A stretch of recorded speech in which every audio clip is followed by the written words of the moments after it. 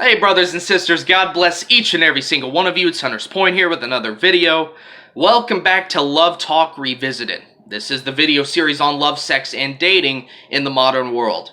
Today I'd like to give you my take on a question that I have seen time and time again, right? And that question is, how far is too far? Now you might be thinking, Hunter, what do you mean, right? What do you mean by how far is too far? Well, this question is referring to intimacy before marriage. You know, saving sex until marriage is a well-known Christian belief, right? It's pretty widespread in the faith. I mean, some people are obviously different than others, but it's a pretty common belief overall to save sex until marriage. But people honestly want to know what is allowed before marriage, so to speak. That's kind of what they mean when they ask how far is too far. It's like, what can I get away with, basically, when it comes to boundaries and standards and what to save until marriage and what you can do before marriage. That's kind of what they're meaning. If that makes sense. They're kind of wanting to know what they can get away with. Honestly, though, I feel like the question of how far is too far is actually improper. I believe it's the wrong question to ask. It's wrong, in my view, to ask this question. What you really should be asking is, how much could I save for marriage? When you ask how far is too far, you're almost painting the idea of saving intimacy before marriage in some sort of negative light.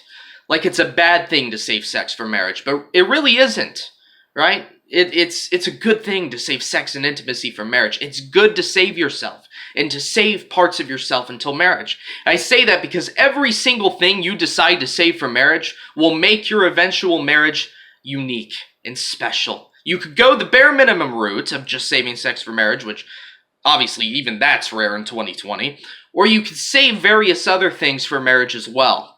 You could decide that you don't even want to kiss another person until marriage. That would make the kiss at the altar even more special. You could save a lot for marriage. You could save a little for marriage. Or you could save nothing for marriage, and I would not recommend that. I would recommend at least saving a little for marriage, just for the purposes of making your future marriage more unique and more special. So that answers that. Even though I think it's the wrong question to ask, I will still give my personal opinion on the question of how far is too far. Right? I think it's a hard question to answer personally because each couple and individual and, individuals that make up the couple are different, right? Not everybody thinks the same way. Not everyone holds things to the same pedestal as other people do, right? Some want to hold off on kissing while others are comfortable completely with the idea of kissing. Some will cuddle, some won't. Other couples won't even say the words "I love you" until marriage. Each circumstance is different and would therefore warrant a different answer. I believe personally for me that kissing would be too far for me, and here's why. I'm wanting to save myself for marriage. I'm wanting to save all forms of intimacy until marriage.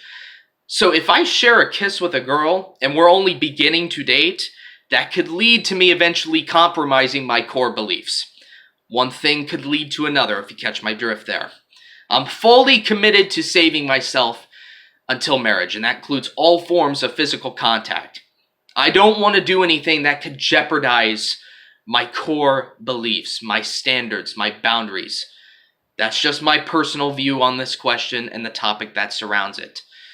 I'm wanting to completely save myself for marriage because I want that feeling of being at the altar and experiencing kissing somebody for the first time. Like, that's a big deal, right? But if you look at our society, from a general standpoint, it really isn't that special anymore because we live in such a over-sexualized culture, right? Where even what should be viewed as the most special little things are just, it's another thing, right? That's how it's viewed because of how our society portrays sex and dating and relationships, and it's bothersome. I cannot stand the fact that we live in such a over-sexualized culture, but that's just how it goes, unfortunately.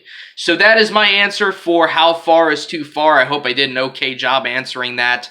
That would conclude episode 5 of Love Talk. I want to go ahead and give you all the simple gospel message.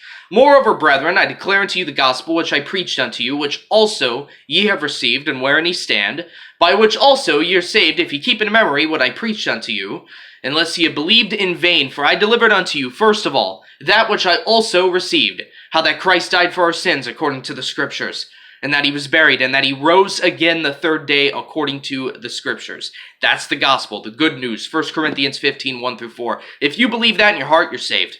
Okay, it ties in with John 3:16, which says, "For God so loved the world that he gave his only begotten Son, that whosoever believeth in him should not perish, but have everlasting life."